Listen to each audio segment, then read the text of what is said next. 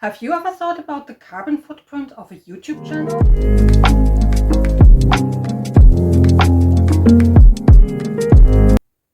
Hello and welcome back to my channel. My name is Angela and yeah, I have another pile of books next to me, which means roundup time, yes. But before we go into the books, I would like to say a little bit about this question from the intro. Yeah, what about the carbon footprint of a YouTube channel?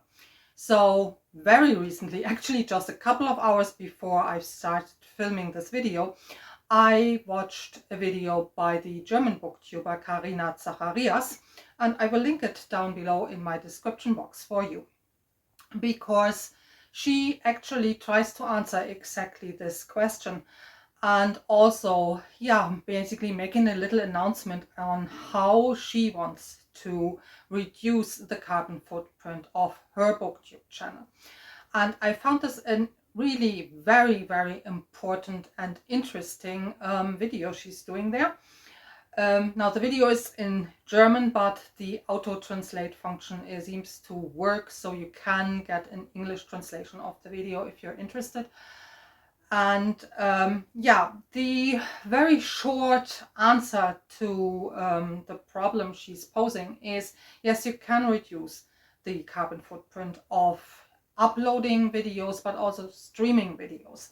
And one way to do this is to go for a lower resolution. So I would normally upload my videos also with I think 1080 dpi, but for today decided I go for the lower categories, so it's only available up to 720 dpi. And yeah, you can tell me actually in the comments, do you actually see a difference in picture quality or also sound quality? Because I think this might be interesting to do to reduce the carbon emissions of running a YouTube channel. Also, I thought today is a good video to try this out because I'm going to talk about ecofiction. Yes, so let's get to the books. I have two groups here. So basically books I have read that's time to have, let's say, ecological issues as one of their themes, or some type of dying earth scenario as their background or setting. So that is one group. And the second group then is books that I have already on my shelf that I've bought but I haven't read yet. And if you watched my TBR video, you know I have two books on my TBR video from this group, but I also said, well, maybe this calls for kind of like a type of roundup video, and well, this is it. I grouped them according to their date of publication. So we start with the furthest back book and then work our way towards kind of like today, so to say. Because I thought also, if you know the books I'm talking about, and because this will be spoiler free, I don't want to do spoilers here. So if you know the books I'm talking about, then you also kind of get a bit of an idea of how this topic might have changed over time. So the first book on my pile here is Frank Herbert Dune. So I've read Dune, let's just say, a long time ago. This was published in 1965 and reread it recently when the film came out. So yeah, we have this scenario of a desert planet where no water is scarce and so on. So yes, ecological issues are, let's say, woven into the story. They're one theme of many. There are many other themes as well, of course, but the ecological aspect is definitely there.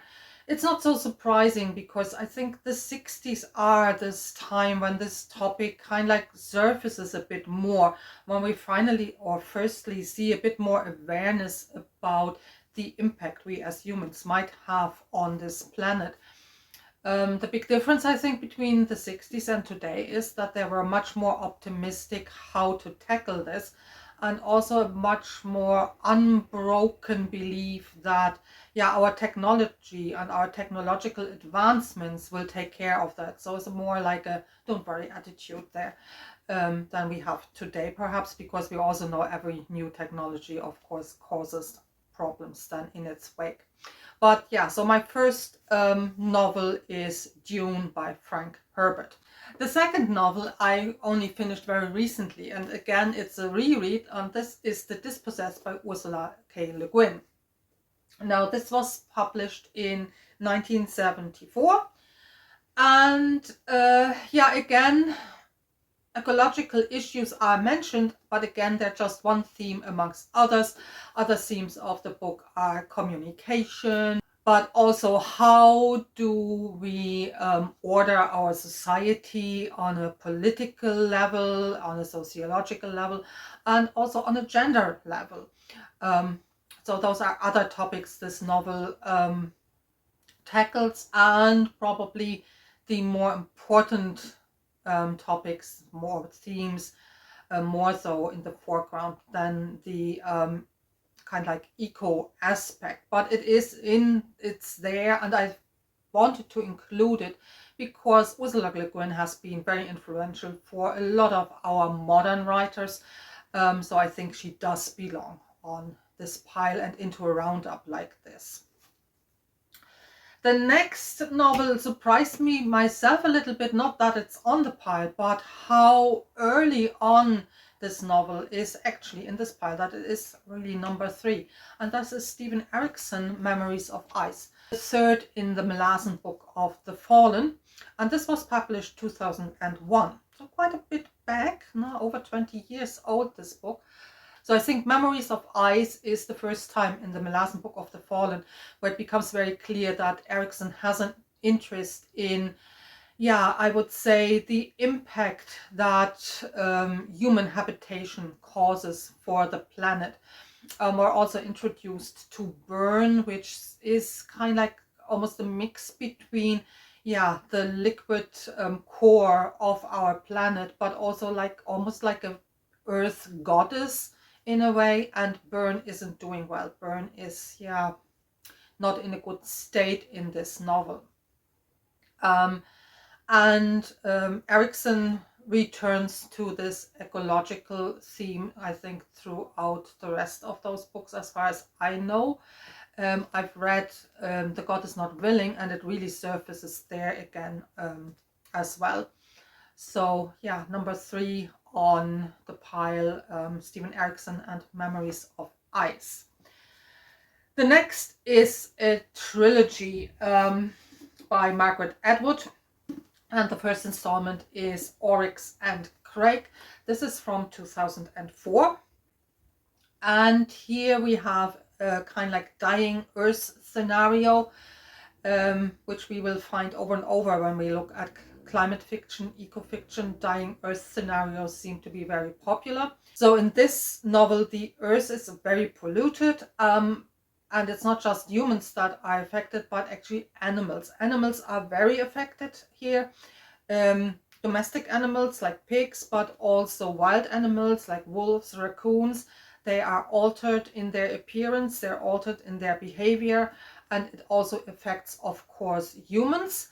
The other 2 books in this trilogy are After the Flood and Mad Adam. After the Flood deals with what is called the waterless flood, which is basically, yeah, it's like a plague, it's like a virus thing that's going around, that's added to this scenario that we kind of like get from the first book, Oryx and Crake, and then Mad Adam kind of tries to bring this all together and gives us an ending and a resolution. So this is the next in line, Margaret Atwood and Oryx and Crake. The next one is from 2014, and this is Jack Vandermeer, the Southern Reach trilogy.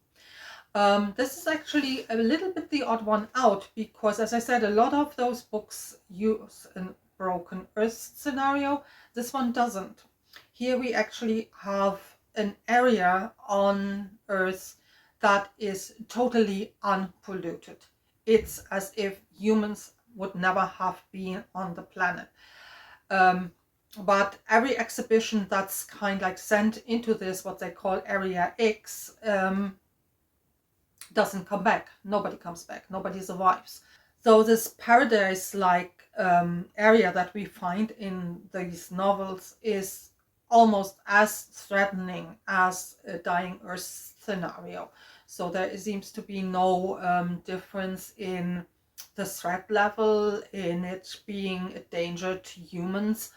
But I think it's an interesting twist and turn for a climate novel or an eco-fiction scenario. So Jeff Vandermeer's Southern Reach trilogy. Just 1 year later, 2015, we have the Broken Earth trilogy by N.K. Jemisin with its first installment, the 5th season.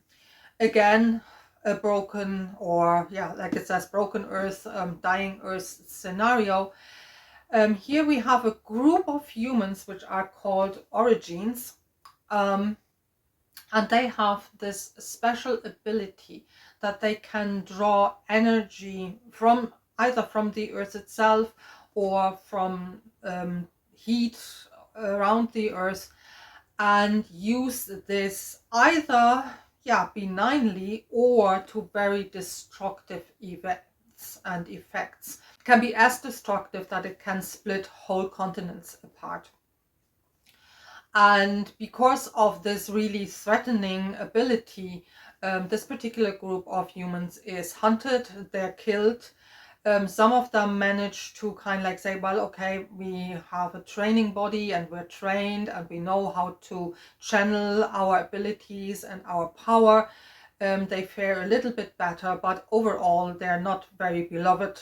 And they also can cause kind of like, because they can set free this cataclysmic energy.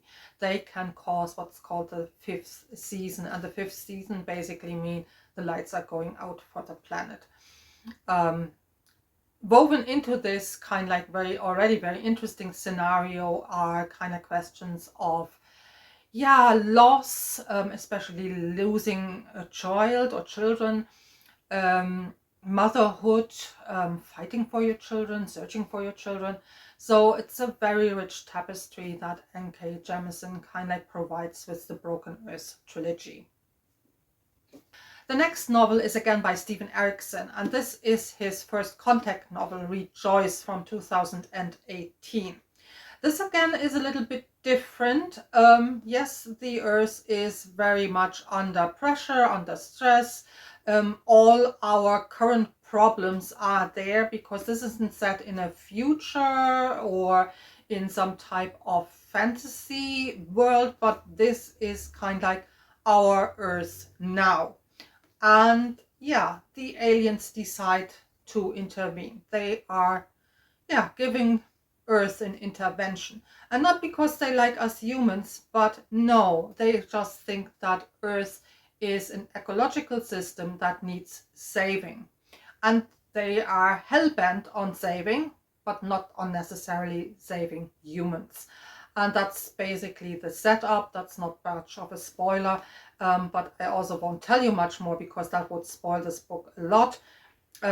But if this is something that interests you, I would really recommend read Rejoice.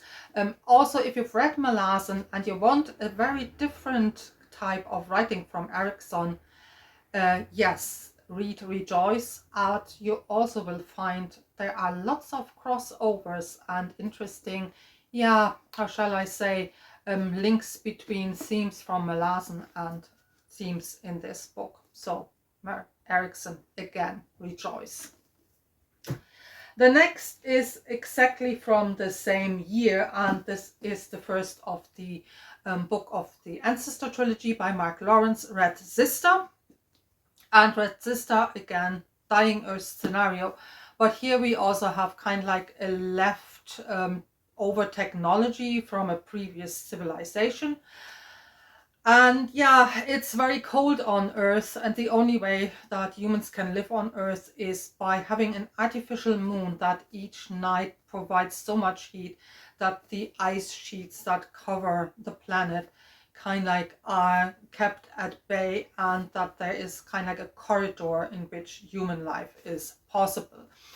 And apart from Nona and following her as a character and how she enters what's called the Convent of Sweet Mercy, where she's trained as an assassin, we kind of like have as a background also a lot of political wrangling and intrigue about kind of like who should have access to this technology and who should be in charge of deciding, and yeah, how this artificial moon is used, and who then is basically in this lucky position to live in this ice-free corridor.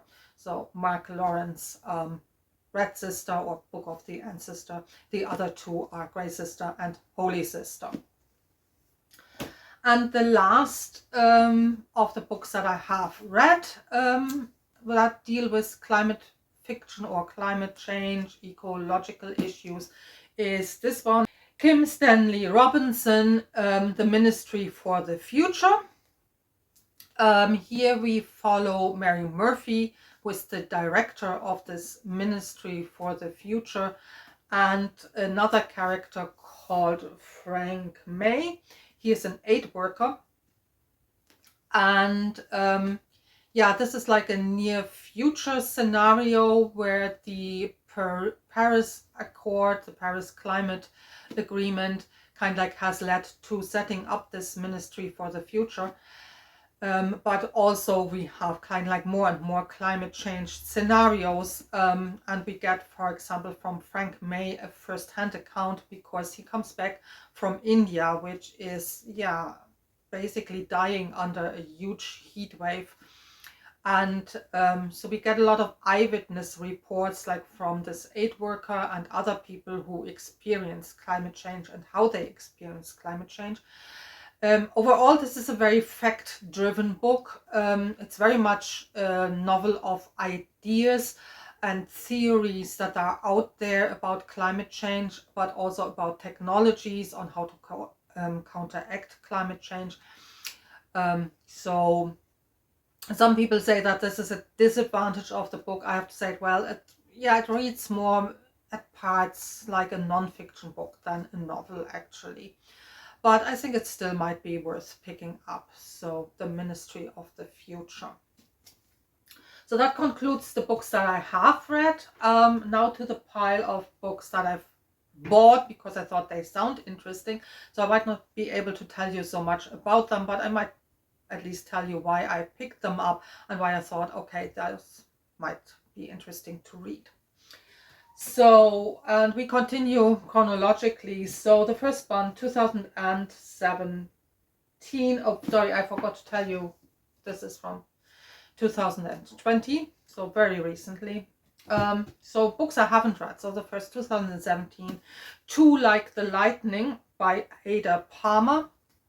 This is the first of a quartet of novels. I think at least it's 4 novels in the series, called the Terra Ignota series. I don't know much about this book. I know it's kind of like very much more like a sci-fi scenario, but the Earth isn't dying anymore, so humans seem to have managed to get the climate change thing under control. But it sounds very interesting. It gets high price. It's always kind of like built as something that is very philosophical, very complex. So I thought, yeah, sounds interesting, especially with this ecological theme woven into it as well. So I got myself the first one, Terra Ignota #1, Too Much Like the Lightning. No idea when I will get around to reading any of those. I hope it won't be too long before I actually can dive into this, but we'll see. The same goes for the next one. This is The City in the Middle of the Night by Charlie Jane Anders. This was published in 2019. And again, dying planet scenario. This time we have kind of 2 sides. One is freezing cold, the other one is blazing heat and sunshine. And then we kind of like have humanity trying to make the best out of it. At least this is how far I understand what this book is about. Yeah. I think, if I remember right, I just picked this up on a whim. It was on a pile in a bookstore, and I thought, oh, this looks interesting. Hey, let's take this home. Haven't cracked it open yet, but again, I think it might be interesting enough that I will read it at some point. The next one is from the same year, 2019. Now, this is again more a now scenario and dealing with an aspect that we kind of like find already underway, and this is the extinction or possible extinction of bees. Bees seem to kind of like be under threat. They are developing more and more kind of like problems with the hives dying from mystery illnesses and things like that. And this is what this novel is centered about. It's called Hive by April Doyle. And we have two characters. One is like a beekeeper, bee farmer, Victor Martin, and his livelihood is that he travels around with his bees and rents them out to farmers who grow crops that need bees as pollinators. So we have him, and then we have Annie Abrahams. She is a scientist.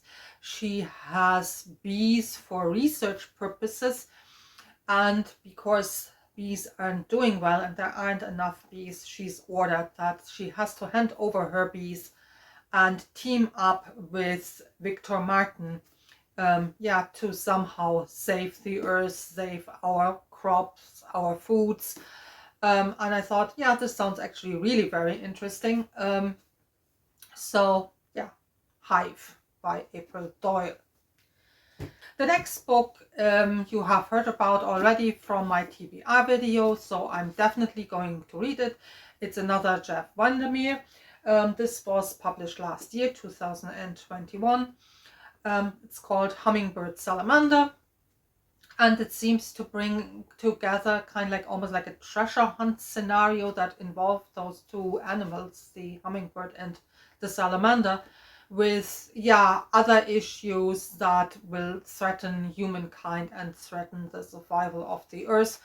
As I like Jeff Vandermeer's approach or take on ecological issues in the Southern Reach trilogy, I thought, yeah, I might pick this up. I might want to read this. And as I say, it's on my TBR for the last quarter of the year. So I'm definitely going to read this still this year. The same goes for the next one, Neil Stephenson's Termination Shock. It's from the same year, so 2021.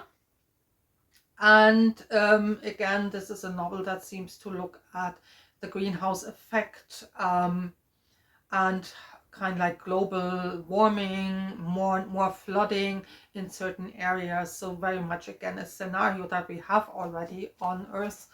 But also seems to look at, what might the technologies that we use or want to use to counteract that then not just do to the planet, but also do to us as humans? Will they change us as humans? Will they change our human makeup? I like Neil Stephenson as an author very much. So again, I thought this is interesting, and it's on my TBR as well for this last quarter of the year. Okay, if you have read any of those books, please let me know. If you have read other books that you think I should know about, then definitely let me know. You know where the comment section is. And yes, thank you for watching. Happy reading and all the best.